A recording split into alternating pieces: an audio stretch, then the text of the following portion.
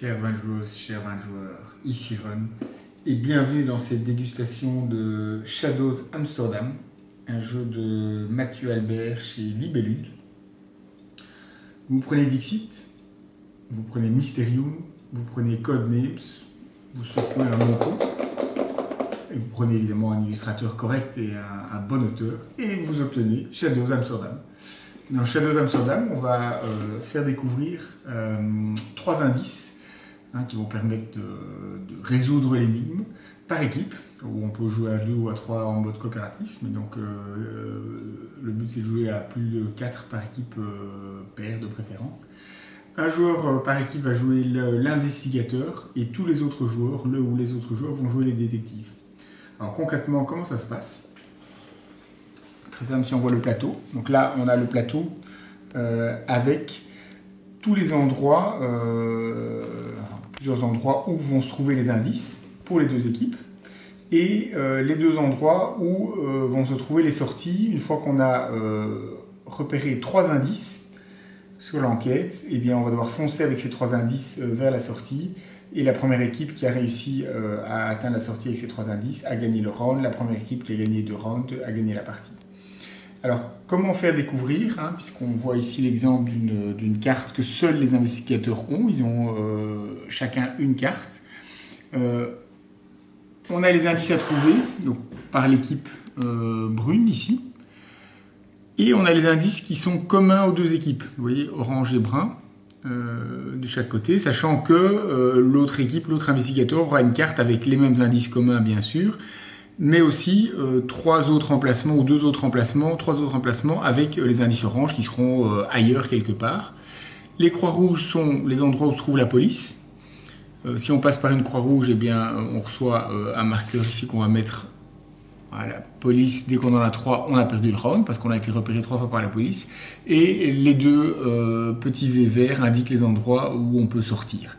Donc le but, ça va être de se déplacer dans Amsterdam, en recevant des indices de la part de l'investigateur, éviter la police et réussir à trouver les indices. Chaque fois qu'on trouve un indice, eh bien, on met le marqueur indice trouvé sur la case en question. Dès qu'on en a 3, eh bien, on fonce vers la sortie. Donc on déplace les pions qui se trouvent ici, comme ça.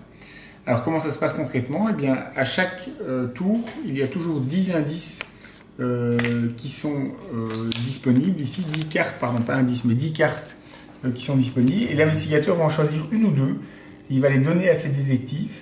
Il n'a pas le droit ni de parler, ni de mimer, ni de faire une quelconque remarque ou même mimique, posture pour essayer d'orienter. Il doit juste donner les cartes, et les cartes devront donner un ou plusieurs directions qui vont faire aller les détectives vers le bon endroit. Si je prends un exemple ici sur le plateau, imaginons on est l'équipe noire ou brune noire, on veut aller vers la voiture, eh bien il faut trouver une carte parmi les 10 disponibles qui fasse penser à la voiture. Et donc s'il revient, enfin la voiture ou n'importe quelle autre partie de la carte. Donc si je regarde ici, je pourrais par exemple choisir le vélo, en me disant ça c'est un moyen de transport comme la voiture, donc je prends le vélo, je donne la carte à l'équipe réfléchit, ah oui on se dit vélo, bon voiture ça doit être ça, hop je me déplace de 1. Sachant que quand on reçoit une seule carte, on doit se déplacer de 1 case, et quand on reçoit 2 cartes indices, 2 cartes plutôt indications, eh bien on doit se déplacer de 2 cases. On est obligé de se déplacer de 2 cases, on ne peut pas se déplacer d'une seule case. Donc si je suis ici, que je reçois 2 cartes, je sais déjà que ce ne sera pas ici que l'investigateur veut m'envoyer, mais soit ici, soit là, soit là, soit là, soit là. Et donc, à moi de trouver, d'essayer de trouver, ou à tous les joueurs, en l'occurrence ici on était 2, d'essayer de trouver l'endroit où on veut aller. Rien d'autre à dire, donc j'ai dit au début, c'est un mélange entre Dixit, Mysterium et Codenames, donc on fait découvrir, on a un plateau avec des indices qui sont à des endroits précis. Oui, un point important, pardon, donc c'est compétitif et c'est du temps réel.